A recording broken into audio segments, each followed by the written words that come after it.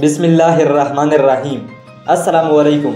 नाज़रीन ग्रामी, जैसा कि पिछले कई दिनों से आप सुन रहे हैं कि ईरान ने इसराइल की सरजमीन पर 300 ड्रोन्स और दर्जनों मिसाइलों के साथ जवाबी हमला किया था।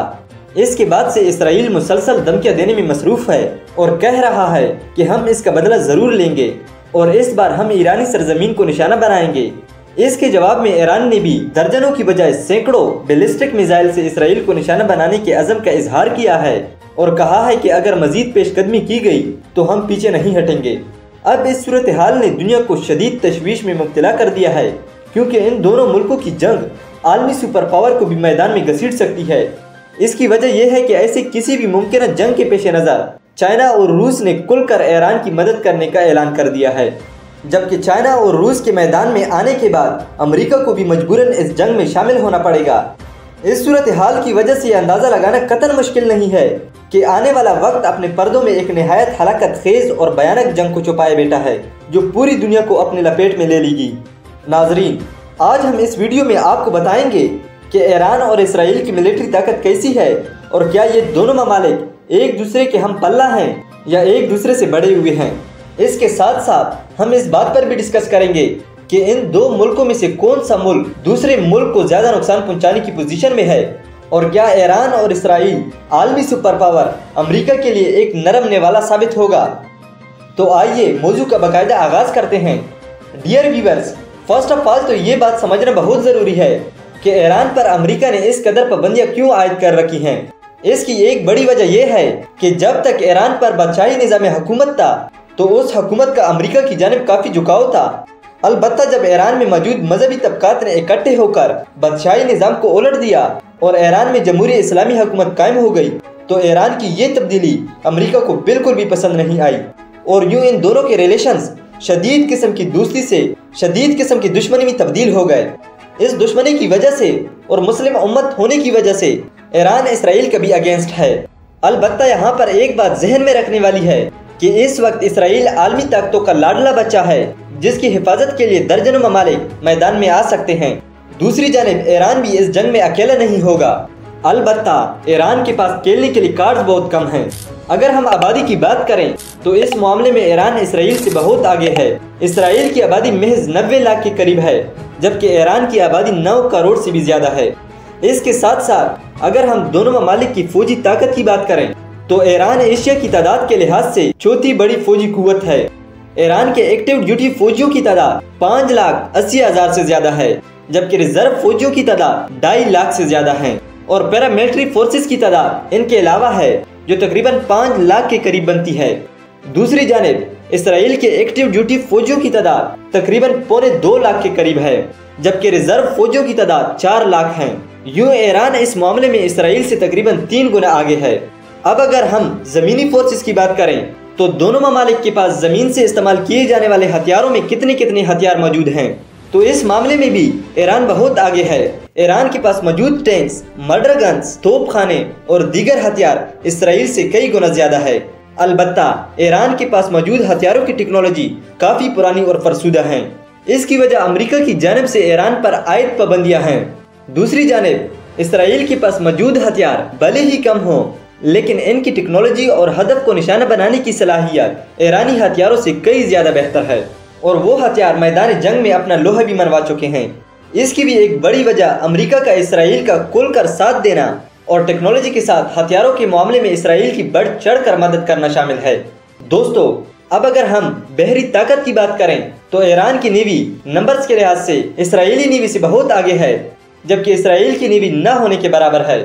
बट यहाँ पर भी क्वालिटी और टेक्नोलॉजी की बात आ जाती है, बिकॉज आलमी पाबंदियों की वजह से ईरान हथियारों की टेक्नोलॉजी में कोई खास तरक्की हासिल नहीं कर सका।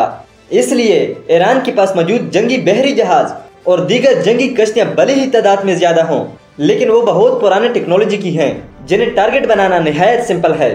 On the other hand Israel की बहरी ताकत तादाद के लिहाज से भले ही ईरान के मुकाबले में कुछ नहीं, बट वो निहायत जदीद तरीन हथियारों से लेस है और इन्हें अमेरिका और यूरोप की सरपरस्ती और पुष्ट पनाही भी हासिल है।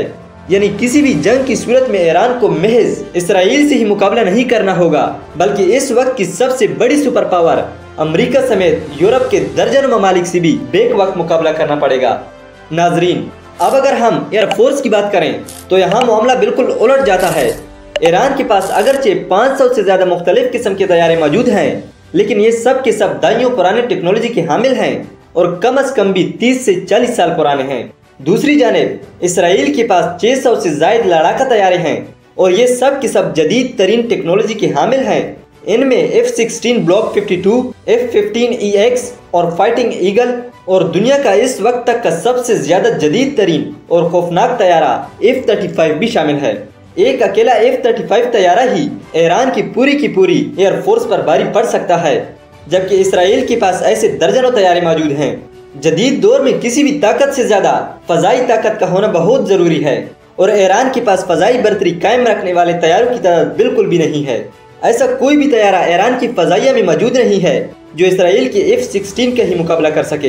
हालांकि F-16 इसराइली फ़ज़ाइया में सबसे लो एंड पर मौजूद तैयारा है, जबकि F-35 का नंबर तो बहुत बाद में आता है। यही वजह है कि अगर जंग होती है तो कम अज़ कम फ़ज़ाई ताकत और फ़ज़ाई बर्तरी हासिल कर लेने के मामले में इसराइल ईरान को चंद ही मिनटों में बेदस्तोपा कर सकता है। इसका तोड़ ईरान के पास मिसाइल्स की सूरत में मौजूद है और ईरान ने मिसाइल्स की फील्ड में काफ़ी तरक्की की है। ईरान के पास बिला मुबालगा 50,000 से ज़ायद मुख्तलिफ मिसाइल्स मौजूद हैं। अगर हम ज़मीनी हक़ाइक़ की बात करें तो ये भी एक हकीकत है कि रूस और चाइना इस जंग में शुरू से इन्वॉल्व नहीं होंगे। अलबत्ता अगर इन्होंने देखा कि इनका एक आम इत्तेहादी ईरान आलमी ताकतों के हाथों पसपा होने वाला है तो वो खम फोंक कर मैदान में आ जाएंगे। यही नहीं बल्कि इसके साथ साथ उस वक्त ईरान में मौजूद रूस और चाइना के बड़े बड़े इक्तिसादी मंसूबों का दुश्मन के हाथों में जाना रूस और चाइना को कभी भी मंजूर नहीं होगा। फिर भी अगर हम रूस और चाइना के अलावा ईरान के हलीफ ममालिक की बात करें तो इनमें यमन, लबनान, शाम और इराक शामिल हैं। इन चारों ममालिक की हुकूमतें भले ही सरकारी तौर पर ईरान को अपना दोस्त न समझते हों, लेकिन इन चारों ममालिक में ईरान की प्रॉक्सीज मौजूद हैं। लबनान में ईरान की सबसे बड़ी प्रॉक्सी मौजूद है जिसे हिजबुल्लाह के नाम से जाना जाता है। हिजबुल्लाह इंसानी तारीख में सबसे बड़ा नॉन स्टेट्स गिरोह है जिसकी ताकत किसी भी रेगुलर फोर्स से ज़्यादा है। एक अंदाजे के मुताबिक हिजबुल्लाह के पास मौजूद लड़ने वाले आदमियों की तादाद 10 लाख के करीब हैं, जो अपने आप में एक निहायत हैरान कुन फिगर है। इसके साथ साथ दूसरे नंबर पर अंसारुल्लाह का नंबर आता है। अंसारुल्लाह इस वक्त यमन की हुकूमत पर काबिज हैं और गजा में जारी जंग के दौरान इन्होंने इसराइल को खासा नुकसान पहुंचाया है। इनकी मदद भी ईरान ही करता है। यूं ईरान महज अपनी सरजमीन के जरिए से ही नहीं बल्कि लबनान और यमन की तरफ से भी इसराइल को दबाव में रखते हुए कई महाजों पर जंग लड़ने पर मजबूर कर सकता है, क्योंकि इससे पहले ही जारी एक जंग जिसे हम रूस यूक्रेन जंग के नाम से जानते हैं, इसने दुनिया भर की मार्केट्स को शदीद मुतासर किया है। प्यारे नाजरीन, नाउ यू कैन डिसाइड, अब आप फैसला कर सकते हैं कि इस जंग में किसको फतह हासिल होगी। लेकिन अगर ये जंग शुरू हो जाए तो न सिर्फ इन दोनों ममालिक में बल्कि पूरी दुनिया में ग़ज़ाई बहरान के साथ साथ दीगर कई बहरान भी जन्म लेंगे और पूरी दुनिया इंतशार का शिकार हो जाएगी। So we all need to be prepared for any situation.